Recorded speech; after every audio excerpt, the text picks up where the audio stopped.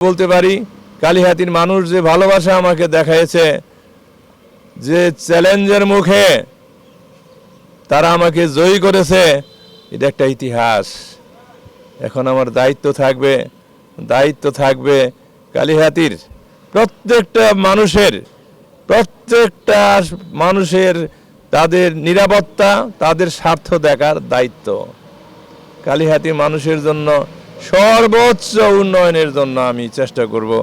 তার মধ্যে ইতিমধ্যেই আমি বলেছি যে আমরা এই কালিহাতী মানুষের জন্য যদি বাড়ি আল্লাহ যদি আমার সুযোগ দেয়, আমি একটা উন্নত মানের হসপিটাল প্রতিষ্ঠা করার চেষ্টা করব। আর যদি আমি সর্বোচ্চ চেষ্টা করব কর্মসংস্থানের, কারণ কালিহাতীতে অনেক বেকার সমস্যা। ভালো মানের রডের থেকেও 12% অধিক শক্তিশালী। আকিজ ইস্পাত, কমিটেড টু কোয়ালিটি। অনেক পিতামাতা এই ছেলেপেলেদেরকে বেকারত্বের কারণে অনেক কষ্ট পাচ্ছে জীবনে, তারা সচ্ছলতা পাচ্ছে না।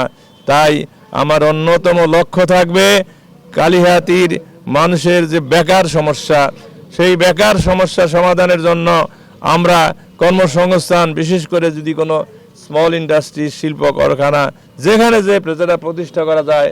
আরেকটা জিনিস আছে কালিহাতীর তাঁত শিল্পটাও একটা গুরুত্বপূর্ণ বিষয়।